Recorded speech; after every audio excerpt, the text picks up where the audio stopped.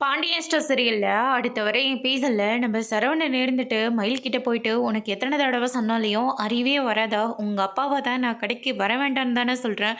அதையும் மீறி நீங்க ரெண்டு பேரும் எதுக்காக கடைக்கு வந்து என் நிம்மதியை கெடுக்குறீங்க? குடும்பத்தோட சேர்ந்து என் மொத்த கடையும் தூக்குறதுக்காகவா என் அப்பா அது எவ்வளோ கஷ்டப்பட்டு உருவாக்குனாரு தெரியுமா? அந்த கடையில் எங்க மாமா எத்தனை வருஷமோ உழைச்சிருக்காருன்னு தெரியுமா?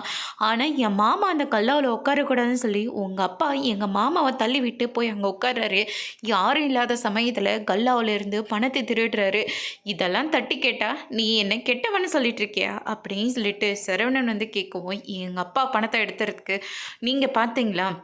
சரி, அப்படியே பார்த்துருந்தாலையும் என் மேலே இருக்கிற கோவத்தில் என் அப்பா மேலே இருக்கிற கோவத்தில் தான் எங்களை கடைக்கு வரவிடாமல் இருக்கிறதுக்காக தான் நீங்கள் இவ்வளோ பெரிய பொய்யே சொல்லிட்டு இருக்கீங்க. நான் பொய் சொல்கிறேன்னா இன்றைக்கி உங்கள் அப்பா கல்லாவிலேருந்து பணத்தை எடுத்ததை வீடியோ எடுத்து வச்சுருக்கேன் பார்க்குறியா அப்படின்னு சொல்லிட்டு அது வீடியோவோட காட்டுறாங்க. மயில் அதை பார்த்த உடனே பயங்கரமாக ஷாக் ஆகுறாங்க.